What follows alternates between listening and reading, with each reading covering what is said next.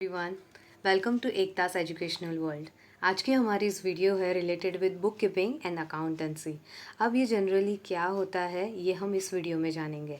पहले मैं बता दूं कि ये पर्टिकुलर वीडियो है कॉमर्स स्टूडेंट्स के लिए, जो बेसिकली 11th स्टैंडर्ड से उनको स्टार्ट हो जाता है ये न्यू सब्जेक्ट जिसका नाम है अकाउंट्स। जनरली 11th के बाद 12th स्टैंडर्ड आगे further study of degree, then आगे professional courses, whatever you are doing in all particular ways accounts is very important. Accounts is the main subject if you have taken commerce.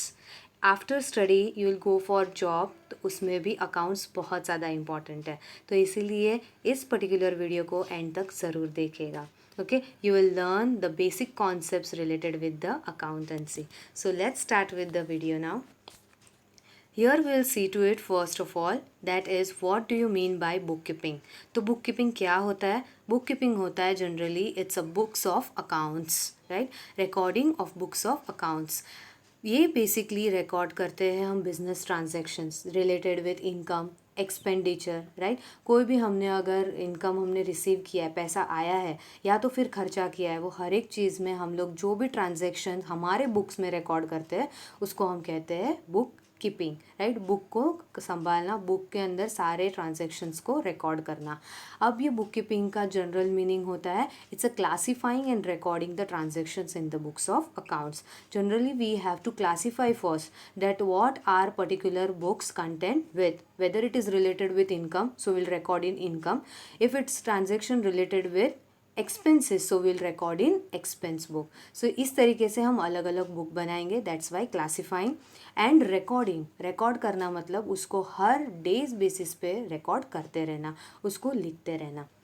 अब ये किसके लिए important है? So basically customers है, investors है, government है, कोई भी एम्प्लॉयज़ है, राइट, बिजनेसमैन है, वो हर एक के लिए ये पर्टिकुलर इम्पॉर्टेंट करता है। इसके रिलेटेड हम डेफिनेशन देखेंगे। Book keeping is an art of recording business dealing in a set of books.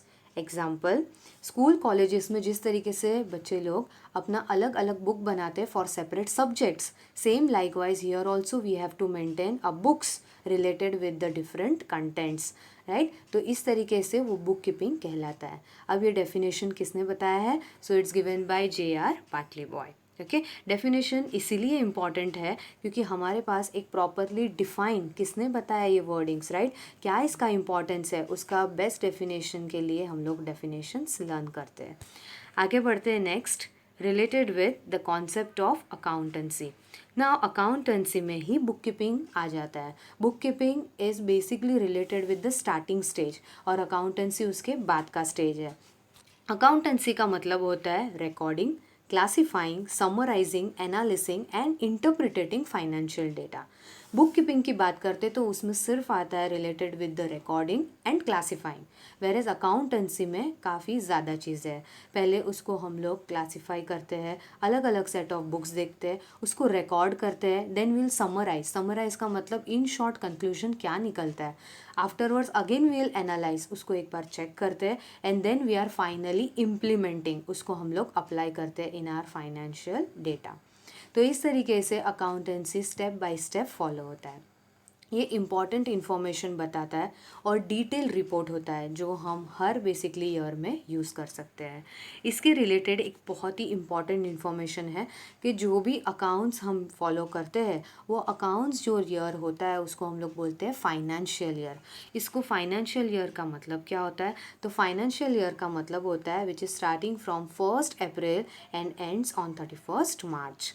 For example, जैसे कि इस ईयर की बात करें तो ये ईयर स्टार्ट हो गया, financial year is already started from 1st April 2020 and it will end on 31st March 2021, right. So इस तरीके से हम फाइनेंशियल ईयर को फॉलो करते हैं। About definition, accountancy refers to the entire body of theory and process of accounting. Very important. Accounts का मतलब होता है कि थियोरी को बहुत ही डिटेल में समझना। अकाउंट्स में theory part is very important क्योंकि जब तक हम थियोरी अच्छे से नहीं समझते तब तक हम प्रैक्टिकली उसको अप्लाई नहीं कर सकते हैं। So theory is very important and step by step आपको उसको फॉलो करते रहना है। So that is process of accounting. ये डेफिनेशन बताया है कोहलर, मिस्टर कोहलर। आगे बढ़ते हैं। Next which is related with the invention, very important, कि ये जो हम अकाउंट्स सोच रहे हैं, अकाउंट्स पढ़ रहे हैं, अप्लाई कर रहे हैं हम हमारे डेली लाइफ में, ये आया कहाँ से है? तो ये चंद्रगुप्त मौर्यस के टाइम से चलता आ रहा है, that is related with the BCE, before Christ, right, वो तब से चलता आ रहा है। उसके बाद मिनिस्टर कौटिल्य ने भी इसके ऊपर बुक लिखी है जिसका नाम है अर्थशास्त्र। अर्थशास्त्र का बेसिक मीनिंग होता है सिविक्स, राइट, जिसमें हम लोग नॉर्मली रिकॉर्डिंग अकाउंट्स के बारे में जानकारी लेते हैं related with the economy, related with the nation. इसके बाद आगे इसको और एक नाम मिला जिसको बताया जाता है देसी नामा, विच is related with the traditional method, right. अभी इसमें बहुत सारे चेंजेस हो गए। कंपनीज वगैरह में बुक्स ऑफ अकाउंट्स जनरली हम कंप्यूटर्स वगैरह पे इजीली रिकॉर्ड कर सकते हैं, राइट। पहले के टाइम पे जो भी बेसिकली वर्क्स होता था अकाउंट से रिलेटेड, तो उसमें एजेंट्स वगैरह वर्क करते थे, जो मेन बहुत ही रिच पीपल रहते थे, वेल्दी पीपल रहते थे, उनके अंडर ये एजेंट्स वर्क करते थे जो उनका बुक्स ऑफ अकाउंट संभालते थे, राइट। इस तरीके से ये इन्वेंट हुआ है।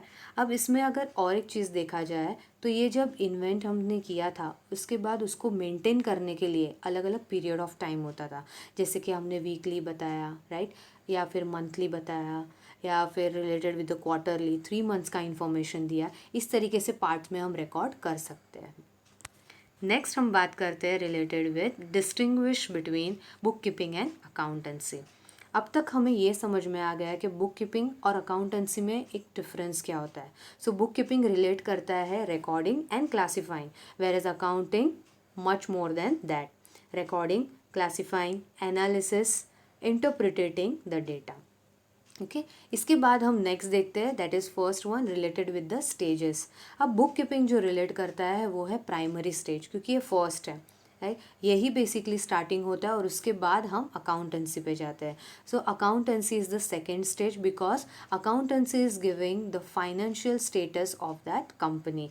सो that's why accounts is very important to analyze, to interpret and to recognize the financial position of the company. Next is the objective. Book keeping का मेन ऑब्जेक्टिव है फाइनेंशियल ट्रांजेक्शन्स को record करना। If it's not financial, not related with the company, it is not recorded. And accountancy financial statement से ज़्यादा है, मतलब और भी कुछ इन्फॉर्मेशन है related with the income, related with the expenditure, related with the other things of the company, उसको भी हम बिजनेस में रिकॉर्ड करते हैं, राइट। तो बुक कीपिंग में सिर्फ फाइनेंशियल स्टेटमेंट्स में सिर्फ हम रिकॉर्ड करेंगे, वेर एज अकाउंटेंसी में बुक कीपिंग का हेल्प लेंगे, फाइनेंशियल ट्रांजेक्शन्स देखेंगे, बट उसके अलावा और भी इंफॉर्मेशंस को एनालाइज करेंगे। Next will be responsibilities. Book keeping में जो रिस्पॉन्सिबिलिटीज़ लेता है वो जूनियर स्टाफ होता है। Junior staff is responsible for book keeping, for recording and classifying the financial transactions. Whereas in accountancy, senior staff is responsible, managers, directors, right? Those who are working under a company. Details. Book keeping day to day transactions को record करता है, इसीलिए वो daily basis पे information provide करता है। Whereas accounts हमें detail information देता है and that is about year, right. जैसे कि हमने डिस्कस किया था फाइनेंशियल ईयर हम फॉलो करते हैं, तो उसी बेसिस पे अकाउंट्स हमें डिटेल इन्फॉर्मेशन प्रोवाइड करता है। एनालिसिस। बुक कीपिंग में जनरली एनालिसिस की ज़रूरत नहीं है because it's generally recording and classifying, these two things are most important. Whereas accounts में yes, analysis is very important because without analysis we will cannot interpret or implement the records. Okay, तो इसीलिए analysis important है। Next हम बात करते हैं very important, the next thing that is methods. Methods accounting से related 3 हैं। First is cash basis, second accrual basis and third one will be mixed basis. One by one will know about this methods. First one that is cash basis. Cash basis generally बताता है कि सिर्फ हम cash transactions को ही record करेंगे। Cash के अलावा अगर कोई और ट्रांजेक्शन है, फॉर एग्जांपल क्रेडिट ट्रांजेक्शन्स, उधारी में अगर कुछ लिया है तो उसको हम रिकॉर्ड नहीं करेंगे। नेक्स्ट कैश ट्रांजेक्शन्स की अगर बात करें तो जनरली कैश जो आया है that is cash receipts, and actual हमने कैश पेमेंट किया है दैट इज़ कैश पेमेंट्स कितना हमने पे किया है वो बेसिस पे ही ये ट्रांजेक्शन्स रिकॉर्ड होंगे. Means cash receipts and cash payments, this transactions will be recorded under this method. इसका हम एग्जांपल लेते हैं. फॉर एग्जांपल सैलरी रिसीव्ड ₹20,000, तो ये हमारे लिए इनकम रिसीव्ड हुआ है, राइट. ऑलरेडी ये रिसीव्ड हो चुका है. जब रिसीव्ड या तो पेड ऐसे वर्ड्स आएंगे, एक्चुअल जो ट्रांजेक्शन्स होंगे, तभी हम कैश बेसिस पे उसको रिकॉर्ड करेंगे. Next example, paid electricity bill of ₹1,000. इसका मतलब हमने इलेक्ट्रिसिटी बिल पे कर दिया है, तो यहाँ पर हमारा जो एक्सपेंसेस है वो पेड किया है. दोनों ही पर्टिकुलर ट्रांजेक्शन्स में इनकम एक में आ रहा है और दूसरे में पैसा जा रहा है. But yes, cash inflow and cash outflow is there, तो it will come under cash basis. Next हमारा मेथड है that is related with accrual basis.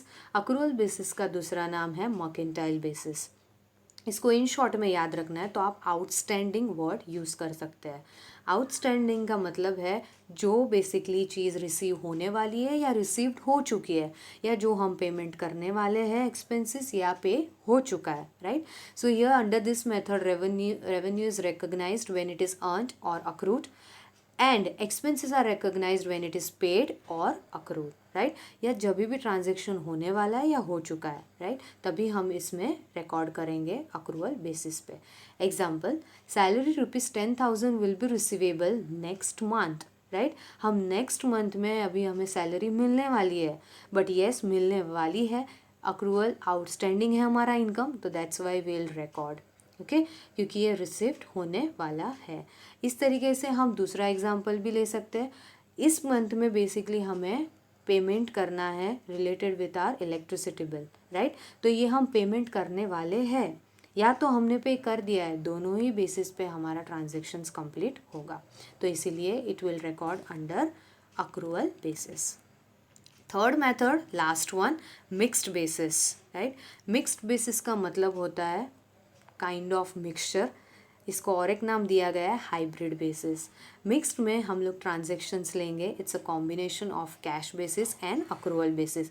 जो आगे हमने दो ट्रांजेक्शन्स देखे हैं वो दोनों ही इसमें ऐड होंगे, राइट. जैसे कि फॉर एग्जांपल अगर हमने कोई भी चीज़ रिसीव्ड की है, राइट, जैसे कि इनकम हमने रिसीव किया है, या तो हम यहाँ पे असेट्स की बात करते हैं जो हमारी प्रॉपर्टीज़ वगैरह है, राइट. तो ये बेसिकली जो चीज़ें रहेगी, जैसे कि असेट्स की अगर बात करें तो फर्नीचर है, लैंड एंड बिल्डिंग है, right, plant and machinery, this all will be related with business. So यहाँ पर रेवेन्यू जो इनकम है और असेट्स है ये जनरली रिकॉर्ड होते हैं कैश बेसिस पे, क्योंकि एक्चुअल अमाउंट हमें उसमें पता चलता है. और जहाँ पर बात करें हम एक्सपेंसेस के, हमारे खर्चे कितने हुए हैं, and liabilities, right, what are the burdens, what are the payments, what are the outstanding things is need to be pay, वो सारी चीज़ हम अक्रूवल बेसिस पे रिकॉर्ड करते हैं. दैट मीन्स आउटस्टैंडिंग, जो अभी पे करना बाकी है. इस तरीके से इस दोनों ट्रांजेक्शन्स को हम रिकॉर्ड करते हैं in terms of mixed basis. इसलिए मिक्स्ड बेसिस में दोनों ही आ जाते हैं, cash basis also and accrual basis also. So students, यहाँ पर हमने बेसिकली देखा related with the accountancy, right, book keeping क्या होता है और उसके रिलेटेड उसकी मेथड्स. अगर आपको ये वीडियो पसंद आई हो तो प्लीज़ लाइक कीजिएगा, शेयर कीजिएगा एंड सब्सक्राइब कीजिएगा, right. Thank you so much for watching my video. See you in the next video.